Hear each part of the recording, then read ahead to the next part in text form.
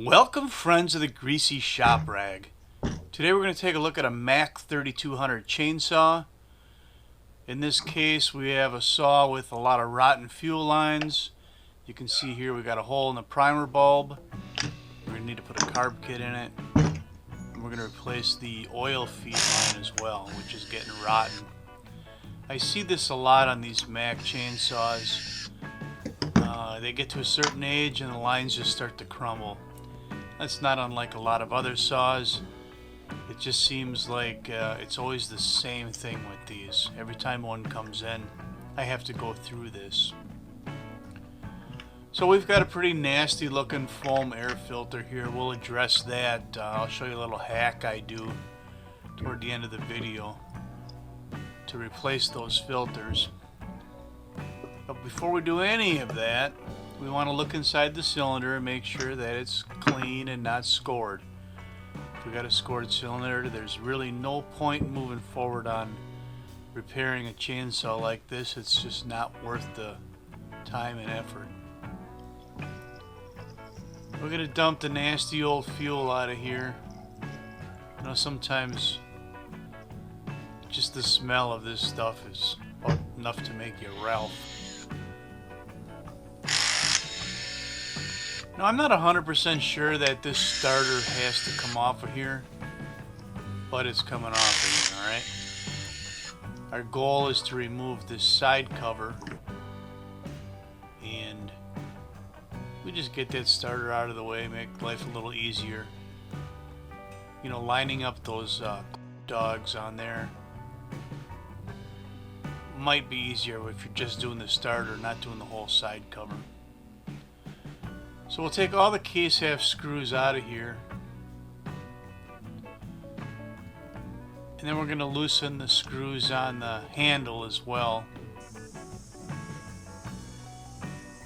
Oil fill cap has got to come off so that the cover will clear the neck of the tank.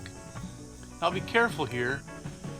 You've got two wires that are on the kill switch that you have to remove yet, and you have throttle linkage and a little spring. Here we're looking at the oil feed line, and it seems like it's about due. It's got a little bit of pliability to it, but it's not going to last a whole lot longer before it crumbles. That's one real common thing I see on these, is the saw will still run because someone did the fuel lines, but the bar is burnt up because it wasn't getting any oil. So you can see that line was rotten. It didn't take much fiddling with it for it to break off. And now we're going to dump the oil out. Here I'm cutting the feed line off the oil pump.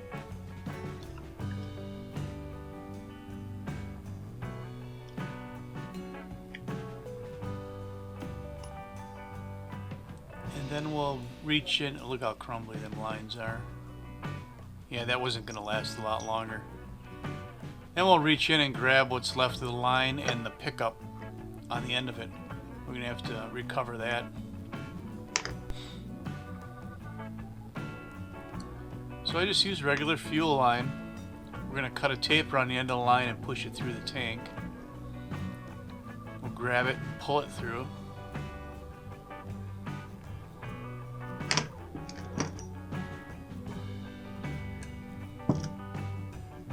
Cut it square, push our pickup on there, right? Simple stuff.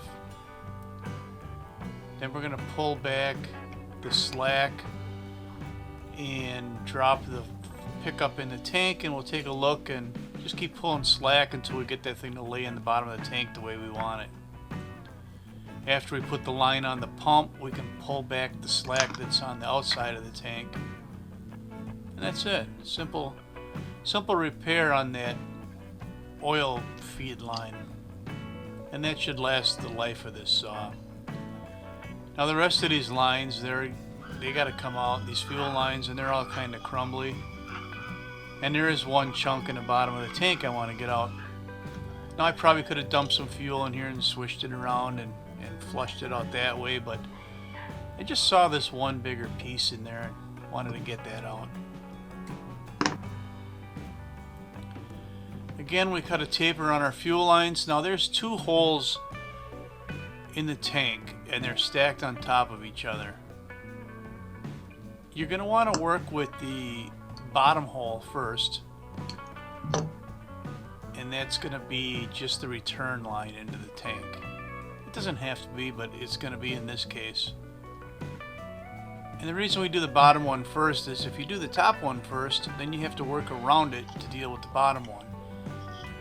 It just makes sense to do the job as easy as possible on yourself, right? So now this is the top line, and we're going to pull a bunch of it through so we can put our fuel filter on the end of it.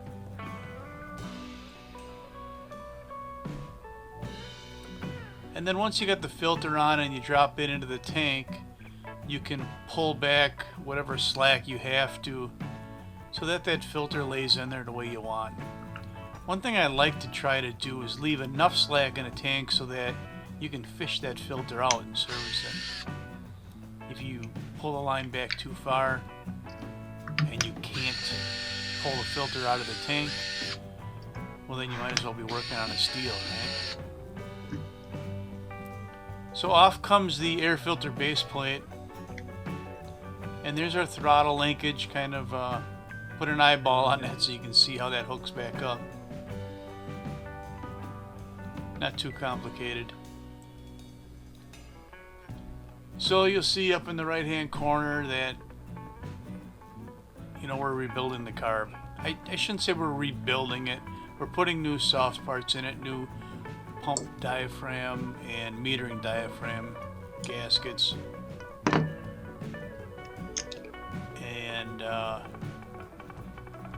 you know, freshening that up a little bit. I find that if the fuel lines look rotten and brittle, usually the metering diaphragm is stiff or not in very good shape.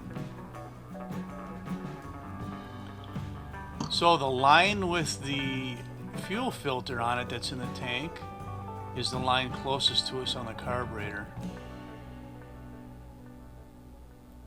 And we're just adjusting the slack in that line right now.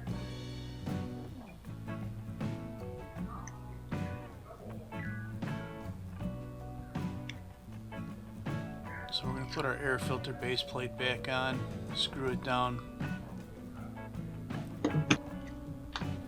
The line on this side of the carburetor, that's going to run to the purge bulb.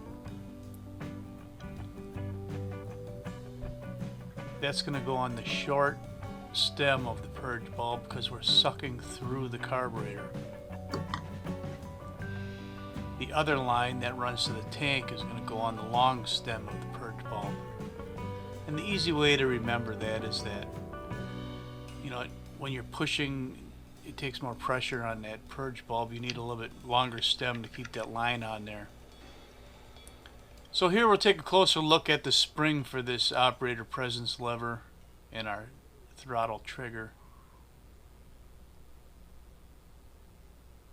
You can see there's a hook on this end. If you can locate that hook and get it in this spot on that operator presence lever, the rest of it should all fall in place. We'll test it there. It looks like it works the way it should. Now we're going to put our kill switch wiring back on.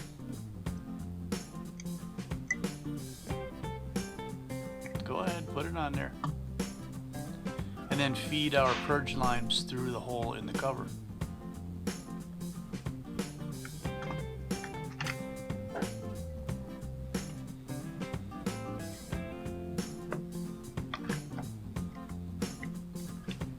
There's a lot going on there, but it really doesn't take much to get things lined up. We'll get all our screws run back home, and then we'll take a look at putting the primer bulb on, or purge bulb, whatever you want to call it.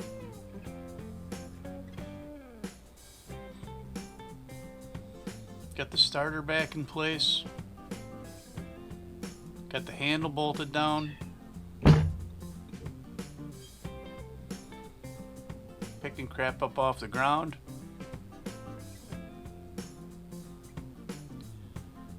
So we'll push the other line through the hole in the cover, and then we'll trim the lines to length. Pretty much as tight as you can get it with them sticking outside of the cover, because you're going to be pushing it back in and you'll have a little slack left inside.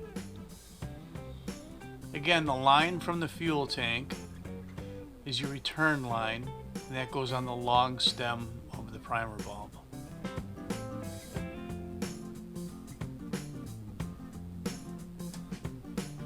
Once you got the lines on the primer, just snap it into place.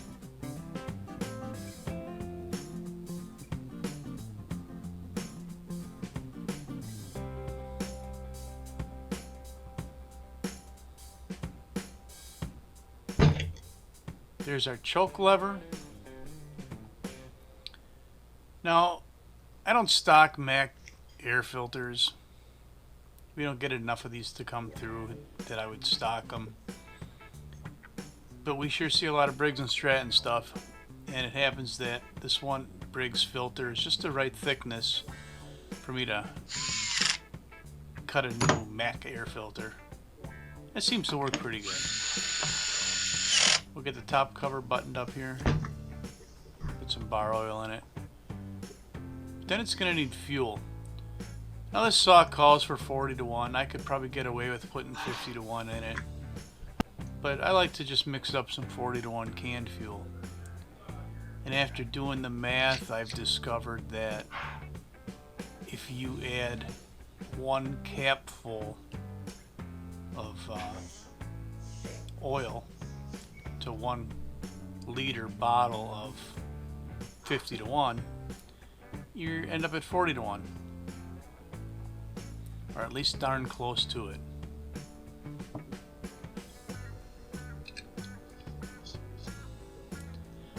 If you're going to do this, you know, use some good quality oil. Make sure it's FD rated. And then I always mark the can so I know what I got there. Sometimes I mix up 25 to 1 oil for some ice augers. But I don't use a lot of 40 to 1 normally in the shop, so just to do a couple canfuls like this now and then works out just fine. So that's all I got for you on the Mac 3200 fuel line and oil line swap. Thanks for watching. Later.